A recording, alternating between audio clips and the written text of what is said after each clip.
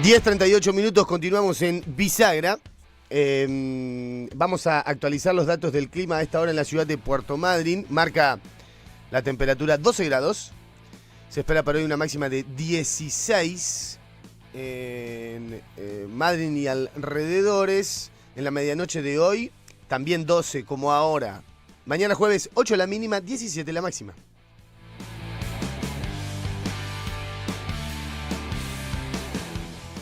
Te lo resumo rápidamente. Omar López es defensor público de Chubut. Trabajó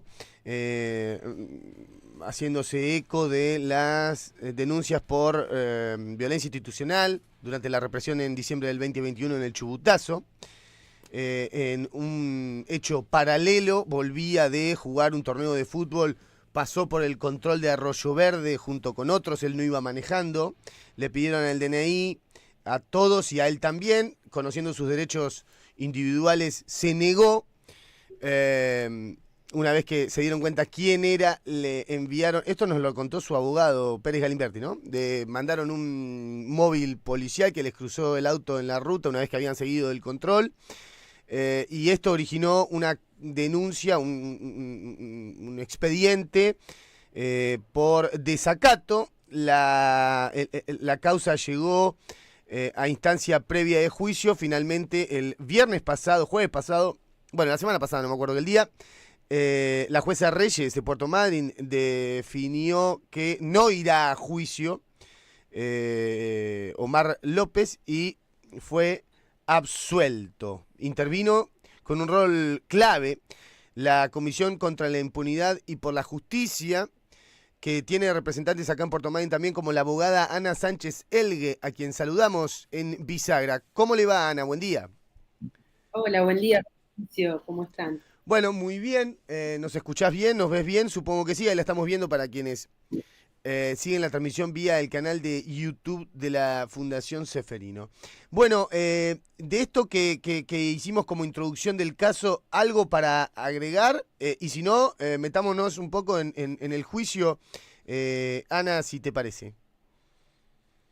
Sí, bueno, por ahí aclarar una cuestión que es un término legal, pero también influye el hecho por el cual había sido imputado Omar López, había sido el tipo penal de desobediencia a la autoridad. Ok, yo dije Y desacato, que es inexacto, digamos. no, en verdad, sí, coloquialmente puede nombrarse así, pero este tipo penal tiene una resonancia a todas las personas que trabajamos en la defensa de los derechos humanos, porque generalmente los casos de abuso policial y de violencia institucional se originan o se escudan en este tipo penal, ¿no? La figura del agente de seguridad ante algún tipo de exceso en sus atribuciones que no son legales, que no están estipuladas dentro de la normativa de la misma policía, de la misma fuerza de seguridad a nivel provincial, ni de la Constitución, ni de ninguna prerrogativa normativa, lo que hace es fundarse o escudarse en este delito de desobediencia para controvertir el hecho y imputar a la persona que se niega o que se impone a sus derechos como ciudadano. Y este fue el caso justamente de un defensor público, penal, que conoce la normativa y que además Hmm. ha estado involucrado en expedientes muy importantes. Por ejemplo, él llevó adelante el asunto por querellas del caso de Vuelta del Río. Es decir, es una persona que está muy comprometida con Claro. los derechos humanos y no es casual que ante una afrenta de un funcionario de seguridad intente valerse de sus derechos, porque al conocerlos y al practicarlos, Claro. también resistir estos abusos es dar un mensaje a la sociedad. Obviamente, nadie pide heroicismo en los ciudadanos comunes que se ven afrentados por situaciones de violencia institucional, pero cuando nos conminan a las personas que tenemos un conocimiento y que además practicamos el ejercicio de estos derechos, bueno, resulta difícil que no hagamos uso de los mismos, de las herramientas que tenemos desde el derecho y que bien conocemos. Y otra cuestión que quería decir es que en este caso Omar López fue sobreseído. Lo que quiere decir es que no va a quedar ningún tipo de legajo o constancia penal delictiva en su haber, porque justamente la jueza entendió que todo el proceso que tuvo que llevar adelante este defensor público, que casi llega a los 2 años, no tenía ningún tipo de asidero legal.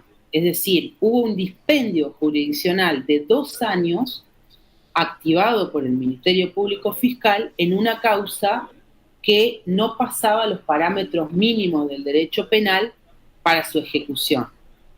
Por eso es que no se llega a un juicio, nunca hubo un juicio, no hubo una fase de apertura del proceso penal, ni mucho menos una elevación a juicio, ni una audiencia oral.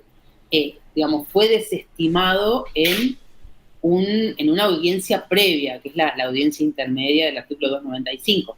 Uh-huh. Esto es importante y es muy relevante el antecedente, bueno, primeramente a nivel personal para Omar López, porque significa un alivio en cuanto a nadie quiere estar perseguido por un proceso judicial penal, digamos, aunque tenga las herramientas y conozca que tiene el derecho. Claro.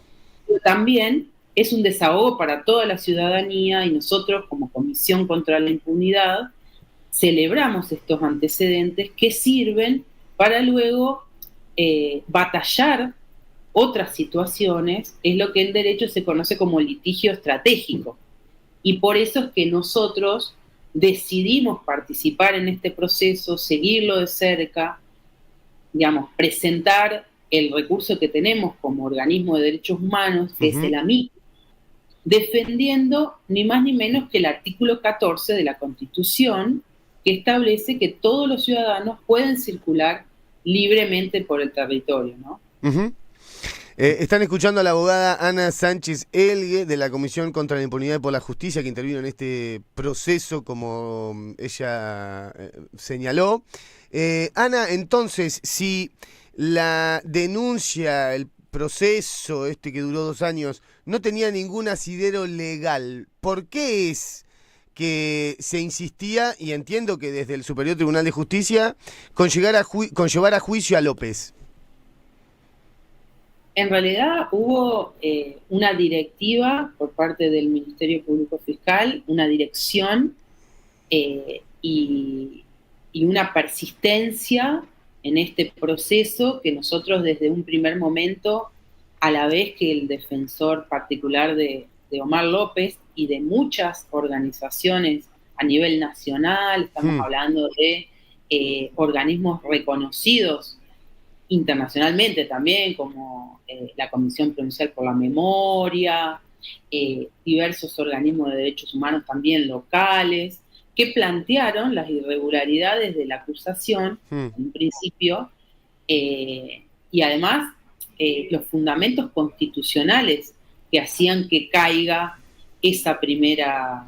bueno, primero la denuncia, no, digamos, surge la controversia por parte del oficial que había intervenido de este proceso de detención, digamos, una retención del automóvil de manera corta, digamos, pero allí es donde se interpela al defensor público para que se identifique. Él mismo no se niega a la identificación, de hecho, da a conocer su nombre, su apellido, su función, su cargo y demás. Luego sigue su camino y se origina una nueva intercepción en donde finalmente Omar López presenta su documento que lo portaba por una cuestión de no seguir y no dilatar este proceso. Por lo cual no existió en ningún momento el hecho.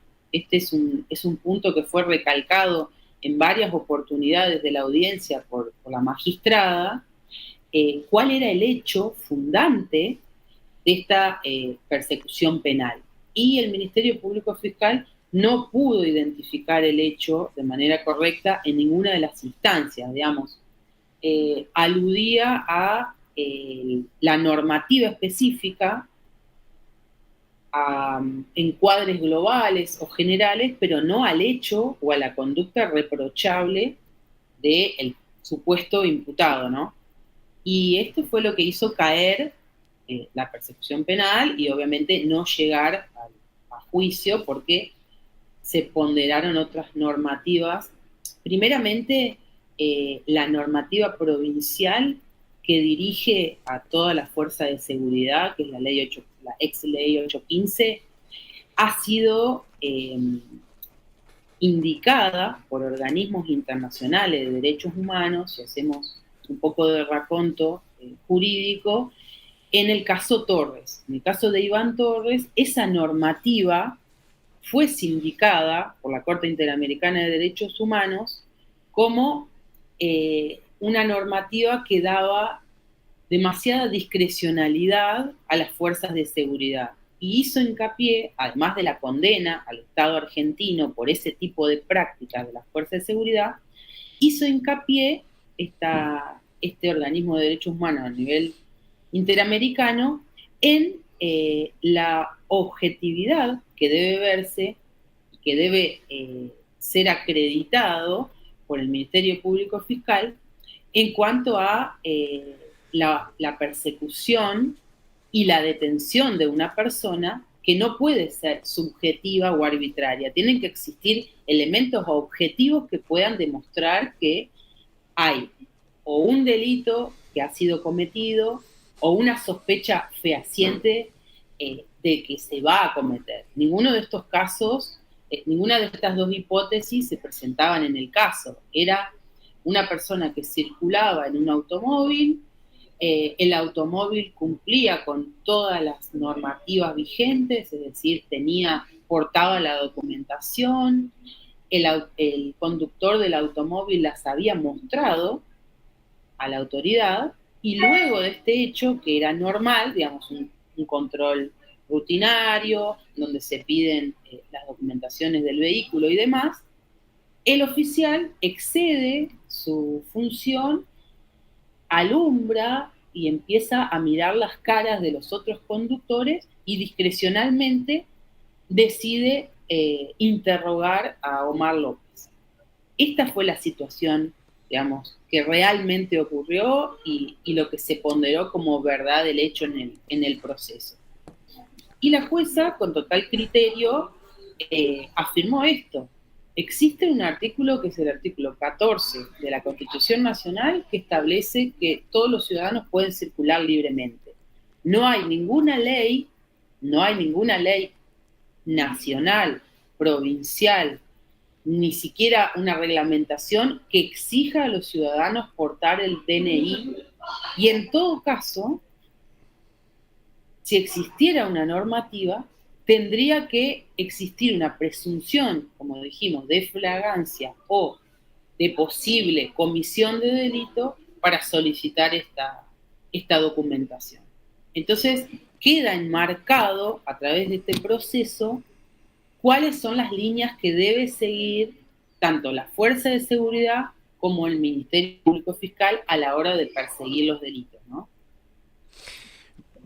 Por eso te lo pregunto de otra manera, porque digo, el caso judicial vos lo explicaste al detalle y con los tecnicismos que amerita, pero digo, no tiene pies ni cabeza, digo, es una persecución política entonces la que sufrió Omar López. Por eso te lo pregunto de otra manera para que quede claro, porque digo, si no tiene asidero desde el punto de vista jurídico, hay otra cosa ahí. Sí, nosotros sostenemos que es una práctica dentro de las fuerzas de seguridad normal. Justamente, la Comisión contra la Impunidad... Está bien, pero después hay una persecución posterior, más allá de que por ahí la actuación sea irregular. Digo, cualquiera que ande en ruta sabemos que estas prácticas son habituales, no por ello hay que aceptarlas, pero después hay toda una actuación desde la conducción de la justicia de Chubut para intentar elevar a juicio la causa, ¿o estoy equivocado con lo que digo? Sí, claro, lo que nosotros sostenemos justamente es esto, que, digamos, en primer momento no naturalizar estas conductas, claro, dejar bien en claro cuál es la ley vigente y sobre todo que no estamos en una dictadura. claro. Es decir, estamos en democracia y estas son prácticas que remiten a un pasado histórico muy oscuro. Entonces, es, digamos, desde la comisión en la que participo, es muy importante remarcar que si bien, como vos decís, son prácticas que suceden cotidianamente, no deben naturalizarse, y menos en un contexto geopolítico como el que estamos viviendo. Y por otro lado, que agrava más la situación, es que a este desconocimiento o prácticas ilegales por parte de las fuerzas de seguridad, estos excesos que se producen, hay un acompañamiento por parte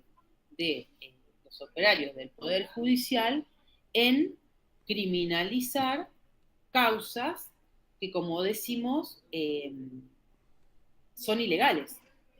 Y esto es lo más preocupante, digamos, porque se pasa de un primer tamiz, que serían las fuerzas de seguridad, a la persecución por parte del Poder Judicial.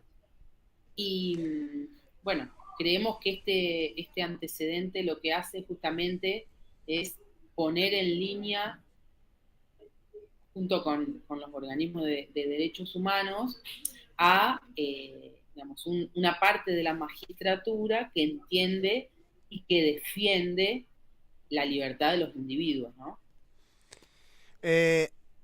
Ana Sánchez Elgue es abogada de la Comisión contra la Impunidad, fue parte del proceso como amicus.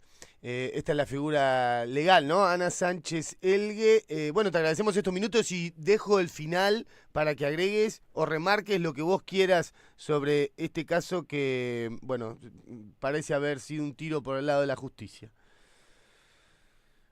Bueno, sí creo que es algo que lo reiteré durante toda la entrevista, pero hay que recalcar que tenemos una Constitución Nacional que está por sobre cualquier normativa, que debe ser cumplida por todos los funcionarios públicos, desde el más raso hasta quien se encuentra en la cúspide del mismo, y que esta Constitución Nacional habla de libertades personales de los ciudadanos, y que estas libertades personales tenemos que defenderlas. El derecho a circulación, el derecho a huelga, el derecho a protesta, digamos, son herramientas de la ciudadanía que no deben ser cercenadas por el poder público. Y en este sentido, poder tener antecedentes jurídicos como este, nos afirman a los organismos de derechos humanos para poder seguir defendiendo esas libertades ante el arremetimiento de las fuerzas punitivas del poder, ¿no? Gracias por estos minutos y por la explicación, Ana. Saludos. Gracias. Ana Sánchez Elgue, abogada de la Comisión de la Impunidad y por la Justicia, sobre el caso Omar López. Digamos, conocía en detalle el accionar de la policía de la provincia de Chubut, López, y la policía lo conocía a él.